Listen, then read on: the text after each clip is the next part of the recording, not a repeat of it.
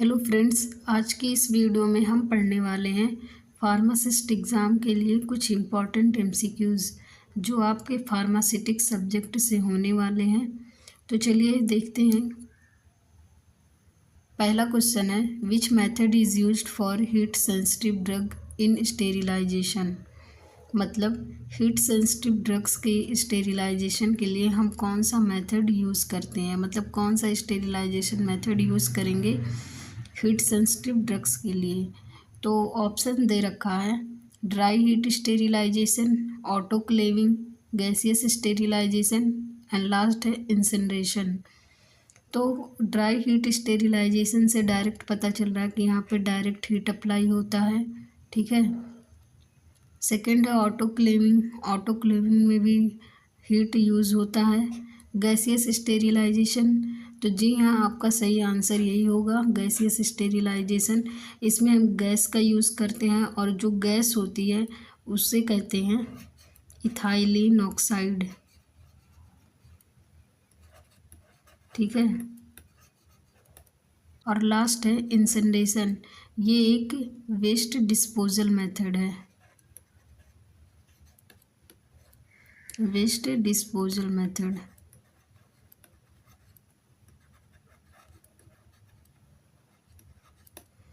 तो याद रखिएगा आप लोग कि हीट सेंसिटिव ड्रग्स के लिए हम जो है गैसियस स्टेरिलाइजेशन मेथड का यूज़ करेंगे, ठीक है।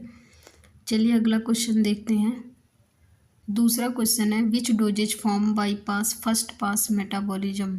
मतलब ऐसा कौन सा डोजेज फॉर्म है जो फर्स्ट पास मेटाबॉलिज्म को अवॉइड करता है, मतलब जिसमें फर्स्ट पास मेटाबॉलिज्म होता ही नहीं है। ऑप्शंस है oral tablets, sublingual tablets, capsules and last है सीरप।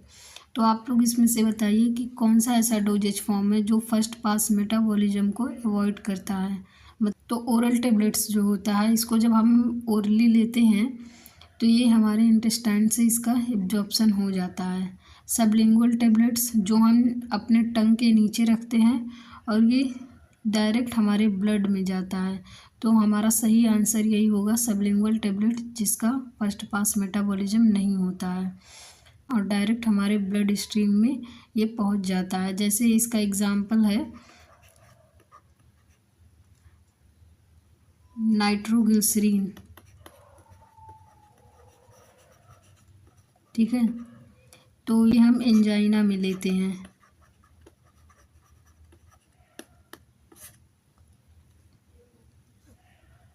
चलिए अगला क्वेश्चन देखते हैं। अगला क्वेश्चन है, which excipient is used as a disintegrant. Options हैं lactose, magnesium stearate, starch, talc. तो पहला जो लैक्टोज है इसे देख लेते हैं। इसको हम एज ए डाइल्यूएंट यूज़ करते हैं, ठीक है, मतलब फिलर की तरह बल्क को बढ़ाने के लिए।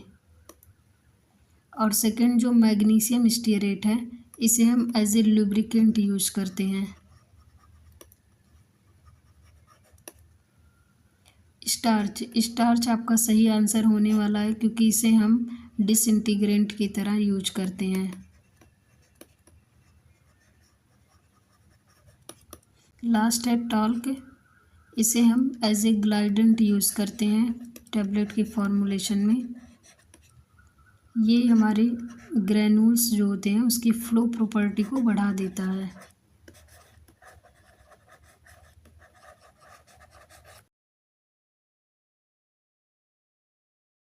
चलिए अगला क्वेश्चन देखते हैं। क्वेश्चन है, ointments are generally used for. मतलब जो ऑइंटमेंट है हम इसको किस तरह यूज़ करते हैं, internal use, parenteral use, external application या इन्हेलेशन की तरह। तो ये सबसे इजी क्वेश्चन होने वाला है आपके लिए। सभी को पता है कि इसे हम एक्सटर्नल एप्लीकेशन के लिए यूज़ करते हैं, ठीक है। क्वेश्चन है, which factor affects drug stability the most. Options हैं कलर, टेम्परेचर, शेप, टेस्ट। तो इसमें से सबसे करेक्ट आंसर होगा आपका टेम्परेचर। अगर हम टेम्परेचर को इंक्रीज़ करते हैं, ठीक है, तो क्या होगा, केमिकल रिएक्शन बढ़ सकता है, ठीक है। सेकंड, डिग्रेडेशन जो है ड्रग का ये भी बढ़ जाएगा। एंड थर्ड पॉइंट इज़ जो ड्रग की हाफ लाइफ होगी, हाफ लाइफ ये भी या तो बढ़ेगी या फिर घट जाएगी, ठीक है। तो इस वजह से सबसे सही आंसर आपका टेम्परेचर होगा। अगला क्वेश्चन है, emulsifying agent reduces density, surface tension, solubility, viscosity. तो क्वेश्चन है इमल्सिफाइंग एजेंट क्या कम करता है, डेंसिटी को, सरफेस टेंशन को, सॉल्युबिलिटी को या विस्कोसिटी को। तो जी हाँ, ये बहुत इजी क्वेश्चन होने वाला आप लोगों के लिए, क्योंकि हम सबको पता है। देखिए, इमल्सन में हम लोग क्या यूज़ करते हैं, इमल्सन में हम इमल्सिफाइंग एजेंट यूज़ करते हैं। और किस लिए यूज़ करते हैं, सरफेस टेंशन और इंटरफेसियल टेंशन जो होता है इसको कम करने के लिए, जिससे हमारे इमल्सन की जो स्टेबिलिटी है वो इंक्रीज़ हो जाती है, ठीक है। तो आपका करेक्ट आंसर होगा ऑप्शन बी, सरफेस टेंशन। चलिए अगला क्वेश्चन देखते हैं। क्वेश्चन नंबर 7 है, which route gives fastest drug action. इनमें से कौन सा ऐसा रूट है जो सबसे फास्ट ड्रग एक्शन देगा। ऑप्शंस हैं ओरल, इंट्रावेनस, सबक्यूटेनियस, रेक्टल। तो आप सभी को पता है ये आंसर सबसे इजी होने वाला है। आंसर होगा आपका इंट्रावेनस। यहाँ पर जो है आईवी रूट से जब भी हम ड्रग को लेते हैं तो यहाँ पे 100% बायो अवेलेबिलिटी मिलती है हमको, ठीक है। तो आपका सही आंसर बी होगा। ओरल रूट से लेंगे तो फर्स्ट पास मेटाबॉलिज्म हो जाएगा। सबक्यूटेनियस रेक्टल रूट से भी कुछ परसेंट फर्स्ट पास मेटाबॉलिज्म होता है। आईवी रूट से 100% बायो अवेलेबिलिटी होती है, तो हमारा आंसर बी होगा। क्वेश्चन नंबर 8 है, capsules are usually made of cellulose, gelatin, plastic, starch. तो कैप्सूल जो हमारा होता है ये हमारा जिलेटिन का बना होता है, ठीक है, जिलेटिन का बना होता है। सेलुलोज, इससे हमारा फिल्टर पेपर बनता है। प्लास्टिक जो है पैकेजिंग मटेरियल में यूज़ होता है मोस्टली। और स्टार्च जो कि हम एज अ डिसइंटीग्रेंट यूज़ करते हैं। नेक्स्ट क्वेश्चन है, क्वेश्चन नंबर 9 है, विच टेस्ट इवालुएट्स टेबलेट स्ट्रेंथ। इसमें से कौन सा ऐसा टेस्ट है जिसे हम टेबलेट स्ट्रेंथ को इवालुएट करने के लिए यूज़ करते हैं। ऑप्शंस है dissolution test, friability test, disintegration test, weight variation test. हमारा सही आंसर होगा फ्राइबिलिटी टेस्ट। इसमें हम टेबलेट की मैकेनिकल स्ट्रेंथ को मेजर करते हैं, ठीक है।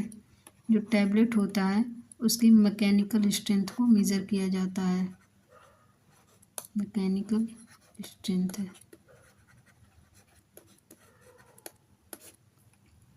यानी कि हैंडलिंग, पैकेजिंग एंड ट्रांसपोर्ट के टाइम टैबलेट कितनी टूट रही है उसको मेजर किया जाता है फ्राइबिलिटी टेस्ट से। क्वेश्चन नंबर 10 है, which of the following is a lubricant. Option है talc, magnesium stearate, starch, gelatin.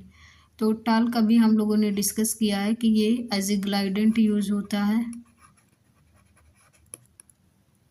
Magnesium stearate lubricant की तरह यूज होता है। और स्टार्च जो कि डिसइंटीग्रेंट की तरह यूज होता है। बाकी जिलेटिन जो कि कैप्सूल में हम लोग यूज़ करते हैं। तो जी हाँ, आपका सबसे सही आंसर यही है बी, मैग्नीशियम स्टेरेट, जिसको हम एज ए लुब्रिकेंट यूज़ करते हैं। चलिए अगला क्वेश्चन देखते हैं। क्वेश्चन है, which type of water is used in injection. सबसे सिंपल क्वेश्चन है, कौन सा वाटर है जो हम इंजेक्शन में यूज़ करते हैं। तो आप सभी को पता है कि वाटर फॉर इंजेक्शन को यूज़ किया जाता है इंजेक्शन में, ठीक है। नेक्स्ट क्वेश्चन देखते हैं। क्वेश्चन है, which parameter affects dissolution rate. इनमें से कौन सा पैरामीटर है जो हमारे डिजोल्यूशन रेट को अफेक्ट करेगा। ऑप्शंस हैं particle size, colour, order, shape. तो जी हाँ सर, देखिए कलर, ऑडर और शेप ये हमारे डिजोल्यूशन रेट को बिल्कुल अफेक्ट नहीं करेंगे, ठीक है। तो ये तो ऑप्शन गलत ही होगा। पार्टिकल साइज चलिए देखते हैं कि कैसे अफेक्ट करता है। तो हम सभी को पता है कि जब साइज होती है, अगर हम इसको डिक्रीज़ कर देंगे तो हमारा जो सरफेस एरिया है, ठीक है, सरफेस एरिया बढ़ जाता है और इसी सरफेस एरिया बढ़ने की वजह से जो है डिसोल्यूशन रेट जो है अफेक्ट होगा, मतलब डिसोल्यूशन फास्ट हो जाएगा। जैसे कि सॉल्यूशन है या कोई सस्पेंशन है, जब उसमें जो पार्टिकल की जो साइज़ होती है वो बहुत छोटी होती है, तो जब हम इसको लेते हैं तो हमारा डिसोल्यूशन इसका जल्दी हो जाता है। वहीं पे जो टैबलेट है उसका डिसोल्यूशन स्लो होता है, ठीक है। अगला क्वेश्चन है enteric coating is mainly use to enhance taste, protect drug from gastric acid, increase solubility, improve colour. तो किस लिए हम इसको यूज़ करते हैं? तो देखिए, एंट्री कोटिंग हम तभी करते हैं जब हमारा कोई ड्रग ऐसा है जो गैस्ट्रिक पीएच पे जो है डिग्रेड होने लगे, यानी कि एसिडिक पीएच में डिग्रेड होने लगे, तो उसको हम जो है उस पर कोटिंग कर देते हैं, जिसे एंट्री कोटिंग कहते हैं, ठीक है। फिर ये इंटेस्टाइन में जाके रिलीज़ होता है।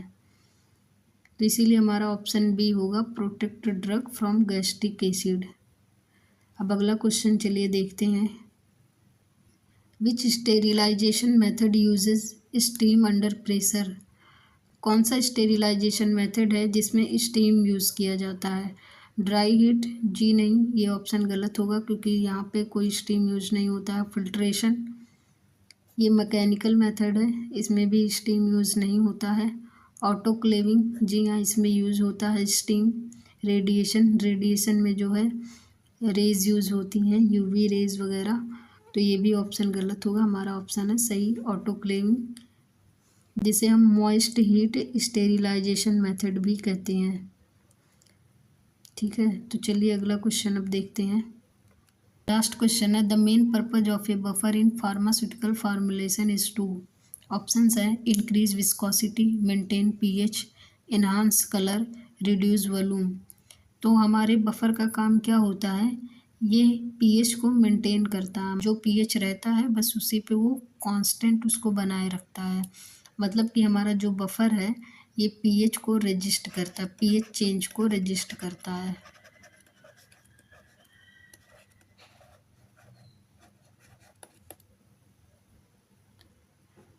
अगर हम थोड़ा एसिड या बेस अगर सॉल्यूशन में ऐड कर रहे हैं तो उससे पीएच में कोई चेंजेस नहीं होगा, इसलिए हम बफर को यूज़ करते हैं। तो यहाँ पे ऑप्शन बी सही आंसर होगा, मेंटेन पीएच। तो आज के लिए बस इतना ही। अगर वीडियो अच्छा लगा हो तो लाइक एंड शेयर करिएगा, और अगले वीडियो में आपको किस सब्जेक्ट के एमसीक्यूज़ पढ़ने हैं कमेंट में ज़रूर बताइएगा। Thank you for watching this video.